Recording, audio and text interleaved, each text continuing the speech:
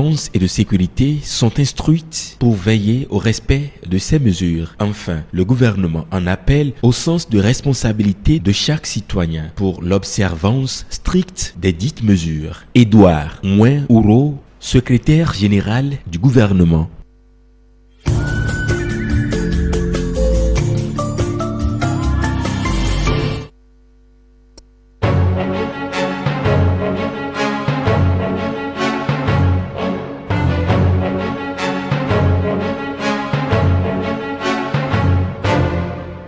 Monsieur le Président, bonjour.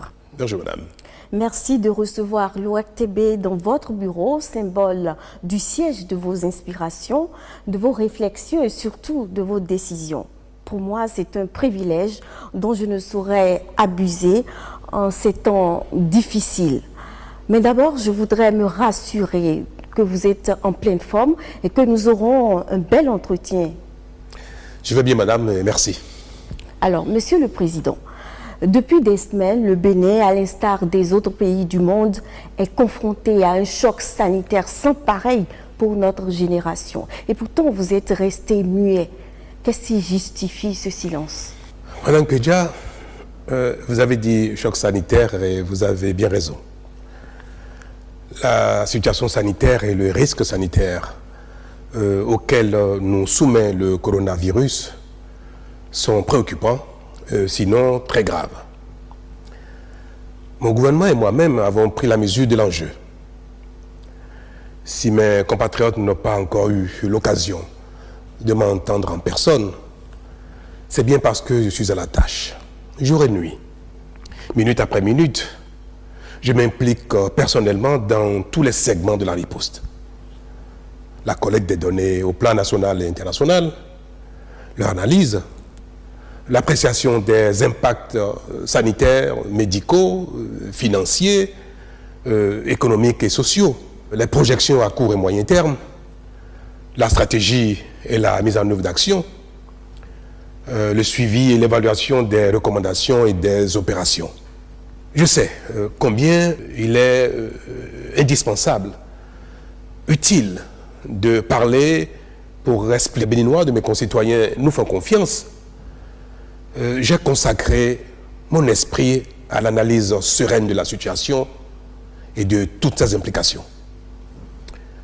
C'est pour moi l'occasion de remercier l'ORTB de me donner l'occasion de vous dire, madame, à vous et à mes compatriotes, que la situation est vraiment grave et que le risque est grand. Mais rassurez-vous, madame, je voudrais pouvoir rassurer mes compatriotes que empêcher le coronavirus de se propager au Bénin et d'y faire beaucoup de victimes est à notre portée.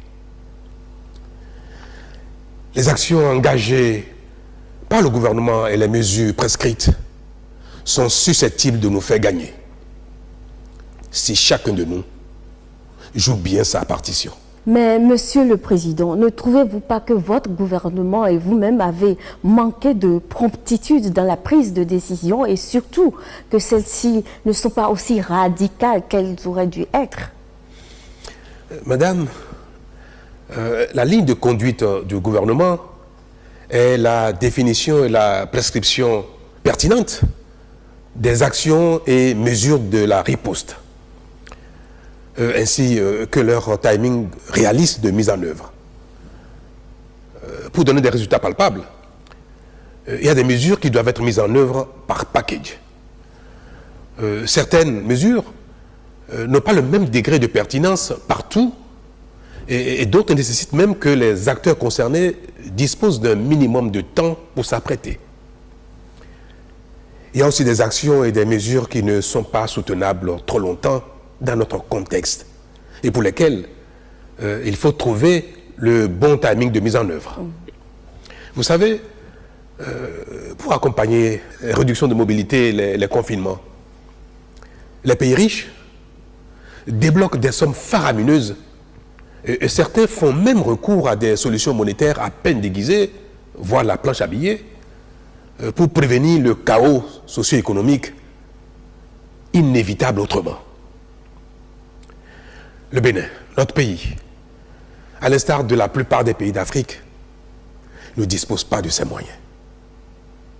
Et si nous ne tenons pas compte de tout cela, nous pourrions, dans notre action, déclencher un chaos qui remettrait même en cause le minimum impératif de la lutte. Il y a également un autre facteur très déterminant que le commun des commentateurs ne peut percevoir, c'est l'après-Covid. Parce que ce combat, nous allons le gagner, forcément. Nous devons donc combattre le virus et le vaincre, mais sans compromettre notre survie après victoire. Si nous prenons des mesures qui affament tout le monde à la fois et trop longtemps, elles finiront très vite par être bravées et bafouées sans avoir permis d'atteindre les objectifs. Je vous donne un exemple. Contrairement aux citoyens des pays développés, d'Amérique dont je viens de parler, d'Asie, d'Europe, la grande majorité des Béninois est en revenu non salarial.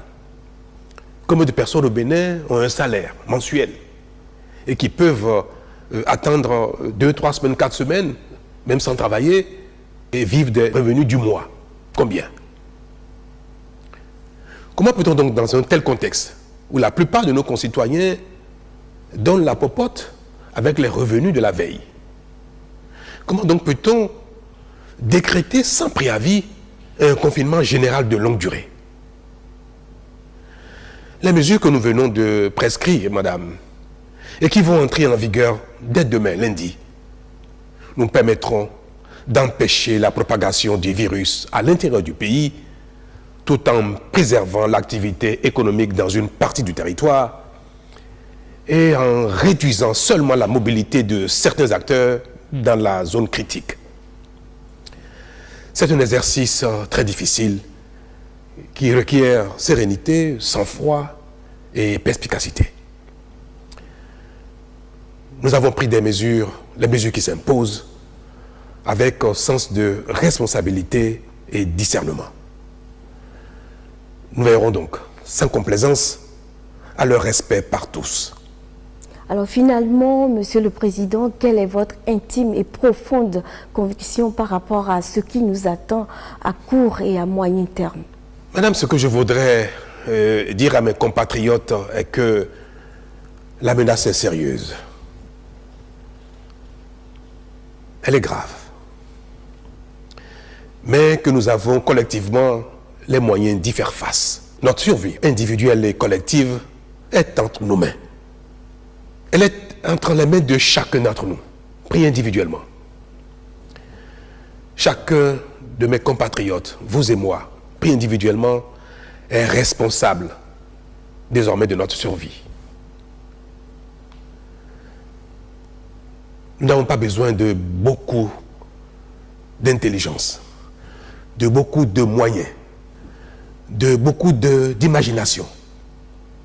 Il nous suffira simplement à chacun de respecter les mesures, les prescriptions qui ont fait leur preuve par ailleurs.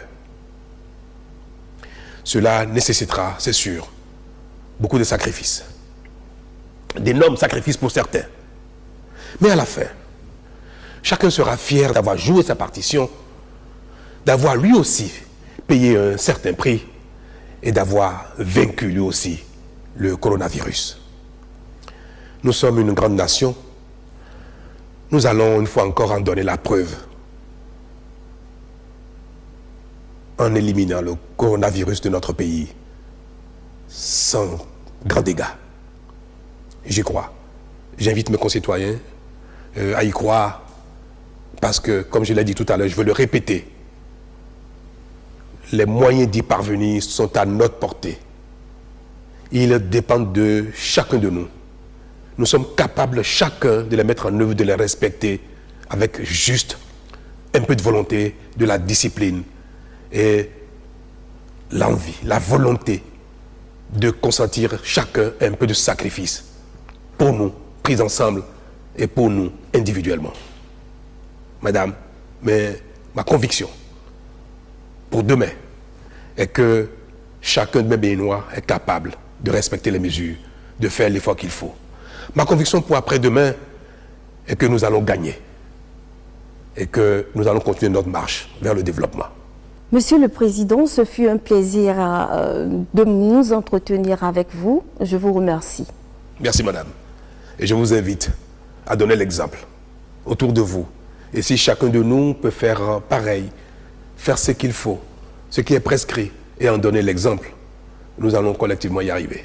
Merci, Monsieur le Président. Oui.